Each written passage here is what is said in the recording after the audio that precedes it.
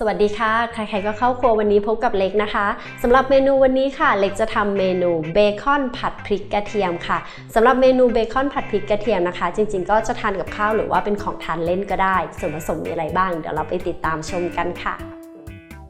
เรามาดูส่วนผสมของเมนูเบคอนผัดพริกกระเทียมกันนะคะเริ่มด้วยเบคอนค่ะวันนี้เล็กเลือกใช้เบคอนลมควันนะคะ200 กรัมค่ะ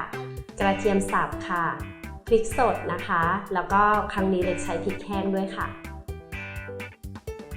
ในส่วนผสมของเครื่องปรุงนะคะเราจะเริ่มด้วยน้ำมันหอยค่ะซีอิ๊วขาวน้ำปลาน้ำตาลปิดท้ายด้วยต้นหอมผักชีค่ะส่วนผสมครบแล้วนะคะเราไปลงมือทำกันเลยค่ะ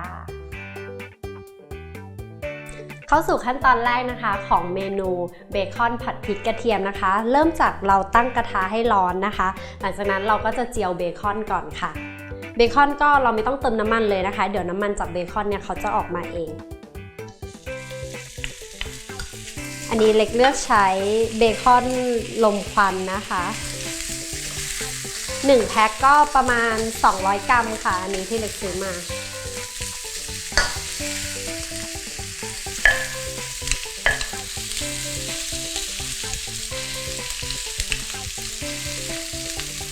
เมนูนี้น่าจะเป็นเมนูแบบออเดิร์ฟทานเล่นอะไรอย่างเงี้ย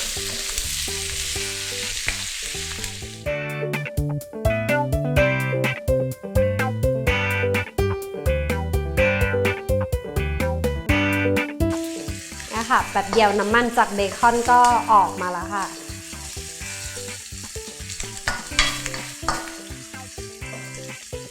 คือถ้าชอบแบบเกรียมๆหน่อยก็ให้เบคอนเขาเหลืองกว่านี้สักหน่อยนะคะแล้วเราก็ค่อยใส่พริกปรุงรสอื่นๆตามลงไปถ้าดูแล้วว่าน้ำมันจากเบคอนเนี่ยออกมาเยอะไปคุณผู้ชมจะลินออกก็ได้นะคะ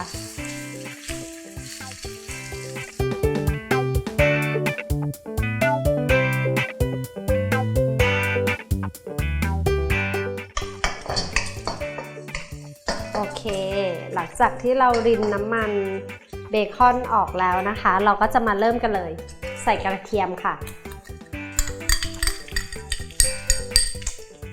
ตามด้วยพริกสดนะคะแล้วก็อันนี้เล็กขอเติมพริกแห้งลงไปหน่อยสำหรับคนที่ชอบรสชาติเผ็ดจัดจ้านเหมือนเล็กนะคะก็สามารถที่จะเติมพริกแห้งลงไปด้วยได้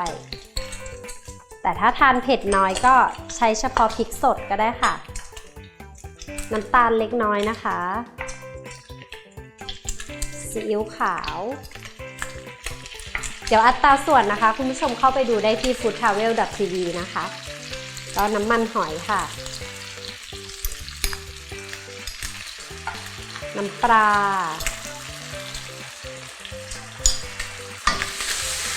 งั้นเราก็ผัดให้เข้ากันเลยค่ะจริงเบคอนเขาก็จะมีความเค็มๆนิดๆแล้วนะคะก็ยังไม่ต้องเติมน้ำปลาหรือว่าซีอิ๊วขาวเยอะจนเกินไปนะคะลองผัดแล้วก็ลองชิมดูค่ะทำกับข้าวก็ต้องชิมเนาะแบบ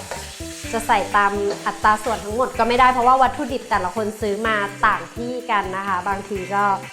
ไม่เหมือนกัน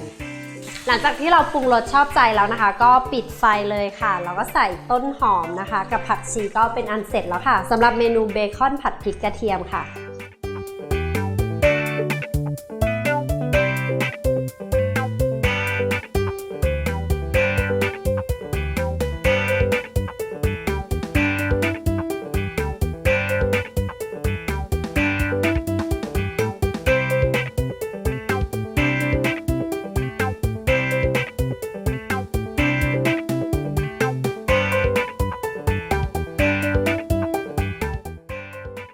เสร็จเรียบร้อยแล้วค่ะสำหรับเมนูเบคอนผัดพริกกระเทียมค่ะถ้าคุณผู้ชมจะทำเมนูนี้นะคะรับรองว่าฉุนไป3 บ้าน 8 บ้านแน่นอนค่ะสามารถเข้าไปติดตามนะคะดูวิธีการทำได้อย่างละเอียดนะคะที่ foodtravel.tv ค่ะวันนี้เล็กลาไปแล้วนะคะสวัสดีค่ะ